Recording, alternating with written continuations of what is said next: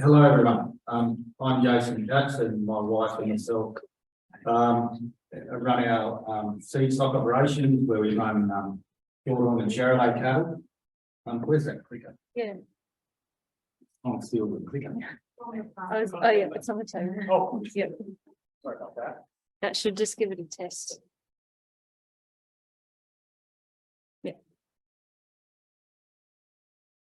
Okay, I'm sounding a bit like Tom when I start here. I'm going to give a little operation background that our mission statement is and has been for a long time to produce cattle and offer profitability throughout the beef supply chain. So in saying that, what we're trying to do is breed cattle that are profitable for the cow and calf guy, for the feedlotter and the processor, and also the guy selling the beef. So it's not an easy thing to do, but every decision we make on our breeding program, we need to be focused on getting across all that information and looking up those segments of the market. We have 600 performance recorded Shorthorn females on IGS and 350 performance recorded Chevrolet females on breed plan. All progeny assessed and analysed for calving needs, birth weight, growth rate, carcass traits, fertility, docility, and mature cow weight. I forgot to put that on there. We sell a bit over 200 bulls annually, commercial and seed stock producers. We really try and run our cattle in large contemporary groups and understand it, the commercial beef conditions.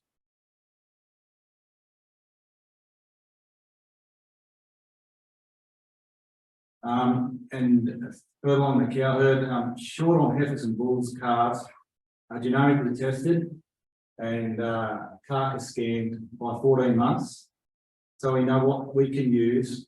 So we can use yearling bulls with confidence in our program, and we focus in on that. And what we do, by that age, we've got all the information with the use of genomics through IGS.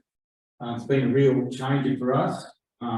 That we've been able to do all our phenotypical measurements, and then on top of genomics, we find when we use these yearling bulls in our program, or if we are marketing those bulls to other people, the EPDs on those bulls change very little for the rest of their life. There's not too much until they get progeny through, then they might move a little bit, but generally we can use those cattle with confidence. It's really speeding up our genetic gain from that respect. And we also have a fairly big AI program where we try and AI all our heifers, and we're not about 85–90% of the herd gets AI annually to try and speed up genetic gain as well. Yeah, this is been a bit of talk on carcass today. This is a really good benefit of IGS that we've been able to do. We've been able to work with some commercial partners. We've got a couple of commercial producers where we analyse their whole steer crop each year. So, and we partner with JBS on this as well, where these guys are AI, and then they also cover with bulls. And this is the Bowmans here at Chilwena. They're great guys.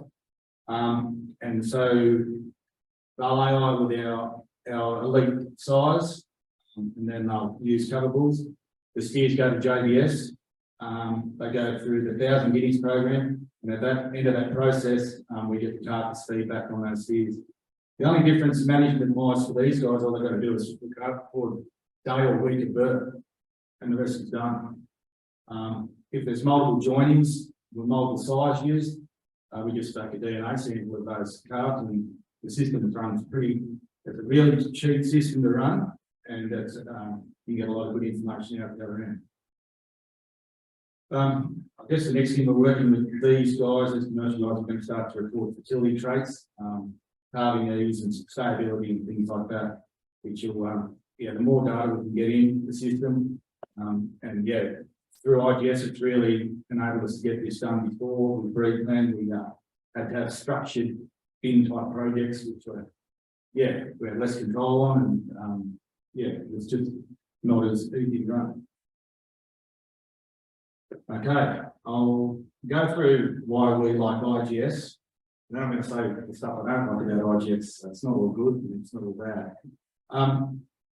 We've we've been on IGS, but I've been speaking with the IGS guys, the team for probably, I don't know, with Graham, I don't remember how long, but a long time we've been talking with these guys, and I really believe this. Their culture is open, inclusive, and supportive, and that's really important to me in our business and what we do, and why these guys coming over. It's great for everyone to meet them.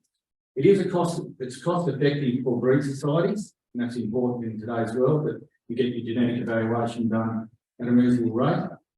It's multi-breed, and it's important for us as we move to breed more composite and hybrid bulls. And I just think the multi-breed thing in itself is great for people to compare different breeds on even standing, and they can choose what they like between them and complement in what they want to do from a crossbreeding point of view. As I said, input of carcass and other commercial data is possible. Genomics is turned on. Yeah, it's really good.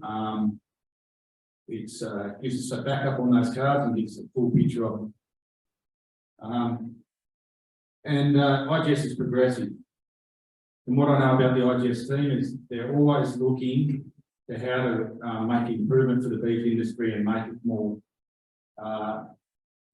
get more profitability for beef producers.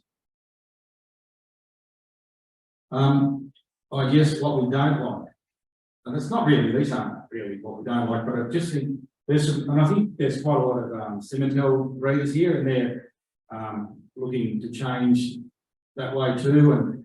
And so that's what we found with Shorthorns when we come across. When a new population comes into the system, there will be re-ranking in some animals. And that's just, what's going to happen, because you'll have genomics going as well, where you didn't have it before, and there will be some re-ranking. Genomics can strongly influence the outcomes if there are poor or few phenotypes submitted for a trait. So that's what we've seen. If you haven't got a lot of good phenotypes on a different trait, and you've got a lot of genomic samples, and that will take some time to settle out, but it does settle out, the system gets it right. Carcass data. IGS only, this is only a little whinging, I spoke to Jackie about this the other day. IGS only accepts rib fat measurements when we're trying to submit carcass data. Most Australian processors only, unless you can get a special request done, which we try and do, they only record rump fat. So just little differences, but it's important, I think. And just quickly, just some quick take-home messages. And this is from my take on things. Genetic evaluation is a tool to improve our cattle, not a marketing tool.